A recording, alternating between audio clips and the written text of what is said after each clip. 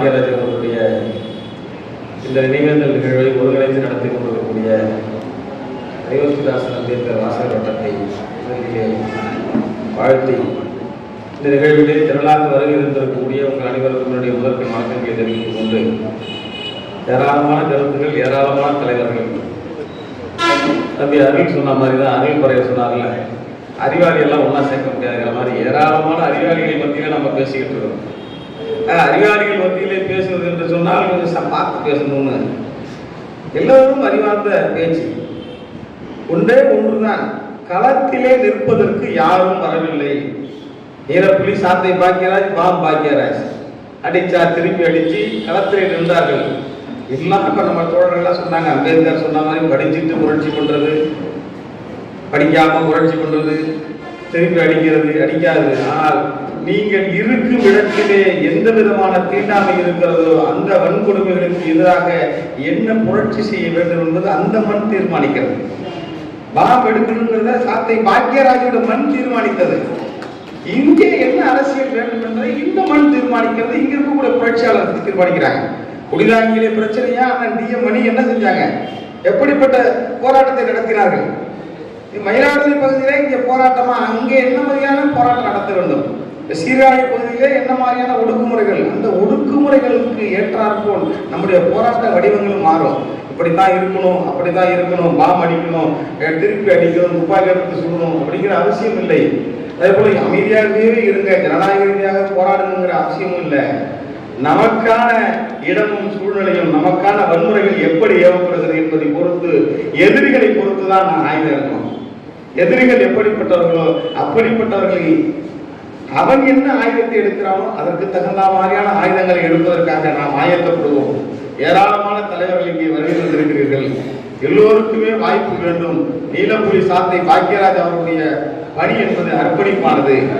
மிக மிக அர்ப்பணிப்பான தலைவர்கள் இன்றைக்கு தமிழ்நாடு போற்றக்கூடிய தலைவர்களிலே ஒரு மிக அருமையான தலைவராக, ஒரு தன்மானமிக்க தலைவராக அவர் இருந்து கொண்டிருக்கிறார் என்பதிலே நாம் அனைவருக்குமே மகிழ்ச்சி.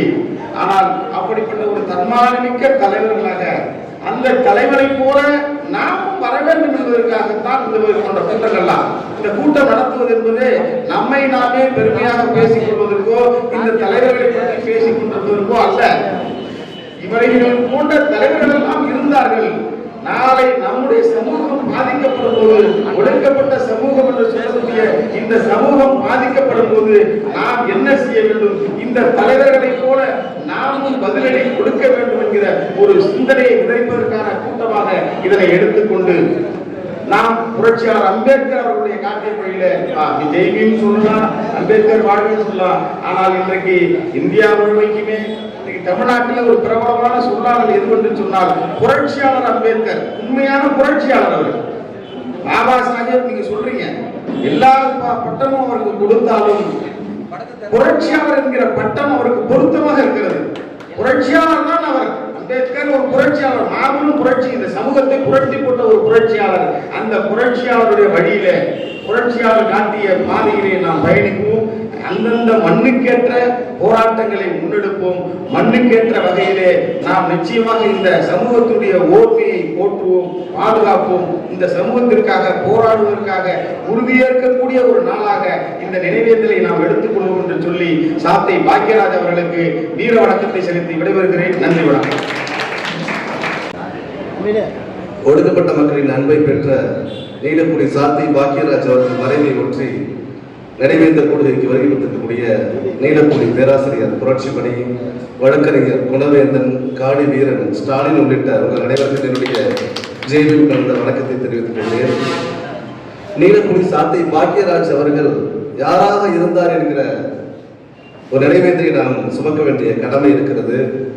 அது 1980-90 காலகட்டத்தில் நம்மிடையே வன்கொடுமை தடுப்பு சட்டம் கடுமையாக காத்திரமாக இல்லை. சேதிகள் கொளுத்தப்படும் பொழுது, சேரி மக்கள் தாக்கப்படும் பொழுது, பெற்றோர்கள் கண்முன்னே பிள்ளைகள் தாக்கப்படும் பொழுது அவர்களை பாதுகாப்பதற்கு எந்த தருணம் எங்கிருந்தும் இடவில்லை. அப்போது இருந்த முழக்கம்தான் அடங்க மறுப்போம், அத்து மீறுவோம், திமிரி எழுவோம், திருப்பி அடிப்போங்கிற முழக்கம். அது நம்ம தலைவர் திரும்ப சொன்னதா இருக்கலாம். அதை 90களுக்கு முன்னாடியே அதை வைப்பித்து காட்டு பார்த்தீங்கன்னா சாத்தை பாக்கியராஜ் தான். தலைவருடைய வருகை 97 நேரத்துக்கு பிறகு இருக்கலாம். இப்ப தென் மாவட்டங்கள்ல அந்த சாதி இறுக்கம் ரொம்ப அதிகமா இருந்துச்சு.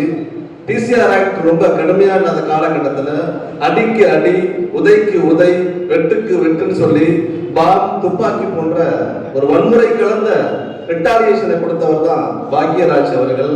இப்படி வட மாவட்டத்தில் எப்படி இங்க நம்முடைய மூர்த்தியார் அவர்கள் களம் கண்டாரோ அதே போல தென் மாவட்டங்கள்ல சாத்தை பாக்யராஜ் அவர்கள் ஒரு போராளியாக ஒடுக்கப்பட்ட மக்களுக்காக ஆலய பிரவேசமா இருக்கட்டும், இரட்டை டம்ளர் முறை ஒழிப்பா இருக்கட்டும், பொது பிரச்சனையா இருக்கட்டும், நடைபாதை பிரச்சனையா இருக்கட்டும், நிறைய ஊர்கள்ல பாத்தீங்கன்னா அந்த காலத்துல நிறைய அந்த கல் எடுத்து நிறைய அடிச்சிருக்காங்க தென் மாவட்டங்கள்ல. கேட்டா சாமி வருது, சாமி அடிக்குதுன்னு சொல்லி ஒவ்வொரு ஊரா போய் எல்லாத்தையும் அடிச்சு நொறுக்கி இருக்காரு.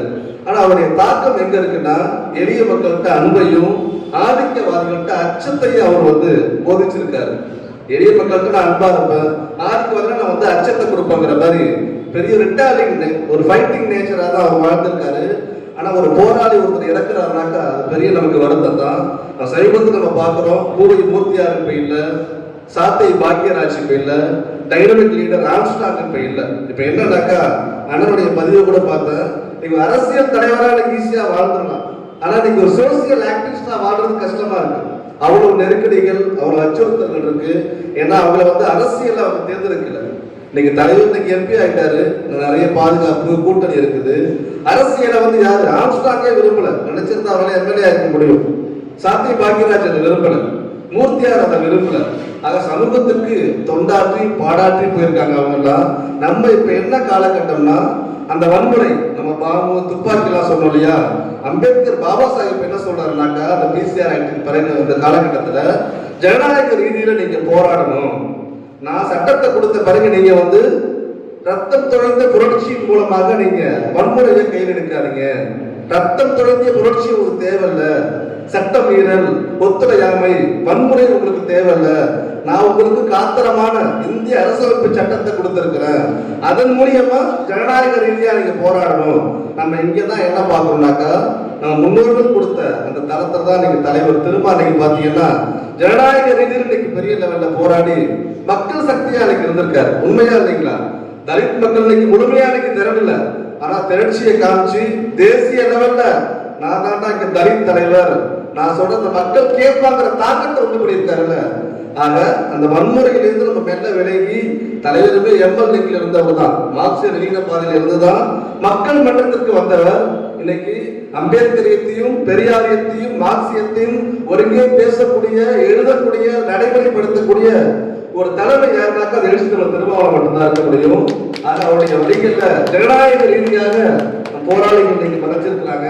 அந்த போராளிகள் வாழ்வு ஆம்ஸ்டாங்கா இருக்கலாம், பூவை மூர்த்தியா இருக்கலாம், இந்த கூடுதலுடைய நினைவேந்தருடைய ஆளுமை சாத்தி பாக்யராஜா இருக்கலாம். இந்த போராளிகள் வாழ்வு எப்ப முழுமை பெறும்னா இந்த உங்களுடைய சித்தாந்தம் இருக்கு இல்லையா, இது ஒரு 5 தலைமுறைக்கு கடத்தப்பட வேண்டும். அதுதான் இங்க முக்கியமான விஷயம். ஏதோ கூடணும் கலைச்சலும் இல்லாம தத்துவ கடத்தல் ஒரு 5 தலைமுறைக்கு கடத்தப்பட வேண்டும். யாராக இருந்தால் சாத்தை பாக்யராஜ் ஃபைட்டிங் நேச்சரோட இருந்தாரு, அடிச்சா திருப்பி அடிக்கிறது தான் முக்கியமான விஷயம். ஆனா அவங்க பண்ண கொடுமைக்கெல்லாம் தேடி போய் அடி என்பது சரியானது, ஆனா திருப்பி அடி என்பது ஜனநாயக பூர்வமானது. ஆக நம்ம தலித்த அரசியல்ல நிறைய பேர் பறையர் அரசியல்லாம் பேசிட்டோம். நீங்க இன்னைக்கு பறையண்டா பல்லண்டான்னு சொன்னா தமிழ்நாட்டுக்குள்ள வட தமிழ்நாடு தென் தமிழ்நாடு அது குறுகிடும். நீங்க இன்னைக்கு ஷெட்யூல் காஸ்ட் சொல்லி பாருங்க, இந்தியா முழுமைக்கு ஒரு ஓர்மை ஏற்படும். நீங்க தலித்துன்னு சொல்லுங்க திருவாமரி, இந்தியா முழுமைக்கு ஒரு வலிமை ஏற்படும். ஏன்னு சொன்னா அந்த ஓர்மை நமக்கு தேவைப்படுது. நீங்க பாருங்க, அம்பேத்கர் பாத்தீங்கன்னா அண்ணல் அம்பேத்கர், டாக்டர் அம்பேத்கர் சொல்றோம். நீங்க பாபா சாஹேப் அம்பேத்கர் சொல்லி பாருங்க, இந்தியா முழுமைக்கு ஒரு இன்விடேஷன் கிடைக்கும். ஆனா நம்ம சொல்றது கிடையாது. நம்ம ஜேபியுமே இங்க நம்ம தமிழ்நாட்டுல பழகாம இருக்கிறோம். என்னுடைய வேண்டுகோள் என்னன்னா, ஒரு சின்ன வேண்டுகோளா நினைவேந்தர சொல்றேன். நம்ம நிறைய சிலைகள் பார்க்கிறோம், பாபா சாஹேப் அம்பேத்கரை பார்க்கிறோம், பெரியாரை பார்க்கிறோம், மாமேதி மார்க்ஸ் பார்க்கிறோம். அந்த சிலைகளை கடக்கும் பொழுது ஒரு சின்ன நன்றி கடனா சொல்றேன், ஐயா வணக்கம்னு சொல்லி நம்ம கடந்து போகலாம். யாராலும் இன்னைக்கு ஐயா பூஜான்னு சொல்றாங்க இல்லையா, நம்ம சிலைகள் பார்த்தா என்ன பண்ணலாம், ஐயா வணக்கம்னு சொல்லிட்டு போகலாம். நம்ம ஜெயிலுன்னு சொல்லி பழகணும். போராளிகள் என்னைக்கு புதைக்கப்படுவதில்லை, விதைக்கப்படுகிறார்கள். ஆக நம்முடைய சாத்தி பாக்கியாருடைய விட்டு சென்ற பணிகளை ஜனநாயக ரீதியில் வன்முறை இல்லாமல் அம்பேத்கர் வகுத்தளித்த அரசமைப்பு சட்டத்தின் மூலமாக நாம் ஃபைட்டிங் நேச்சரோட நம்ம அதிகாரத்தை வென்றெடுப்போம். தலித்துகளாக நாம் ஒன்று கூடுவோம், இந்த நாட்டை நாம் ஆளுவோம். அனைவருக்கும் ஜெய்பீம் கலந்த வணக்கம். ஜெய்பீம். கற்பி ஒன்று சேர் புரட்சி செய் என்ற புரட்சியாரின் வரிகளோடு இங்கே மாவீரராக பட்டியலின சமூகத்துக்காக உழைத்த ஒரு போராளியின் நினைவேந்தல் கூடலுக்கு வருகை புரிந்திருக்கும் உங்களை நெஞ்சார வணங்கி ஒரே ஒரு சிறிய கருத்தை மட்டும், அவர் பதிவு செய்த கருத்தை மட்டும், அதுவும் என் மண்ணில் வந்து பதிவு செய்த அந்த கருத்தை மட்டும் சொல்லி விடைபெறுகிறேன். எவன் ஒருவன் சேரிகளையும் பட்டியலின சமூக இளைஞர்களையும் கொடுத்துகிறானோ வெட்டுகிறானோ, நீ எத்தனை வாகனத்தில் சென்றாலும் நீ வரும் வாகனத்தை வெடித்து செதற வைப்பேன் என்று திருப்பரந்தார் மண்ணில் முழங்கிய மாவீரர் அண்ணன் சாத்தை பாக்கியராஜ் நினைவுகளுக்கு வருகை புரிந்த உங்களையும் காலமாக இந்த நினைவுகள் கூட்டம் நடைபெற வேண்டும், அனைத்து சமூக மக்களும் ஒன்று சேர்ந்து அவர் நினைவுகளை போற்ற வேண்டும். அதற்காக விடுதலை தமிழ் புலிகள் கட்சியும் தலைவர் குழந்தையார் தாவில் என்று உங்களுக்கு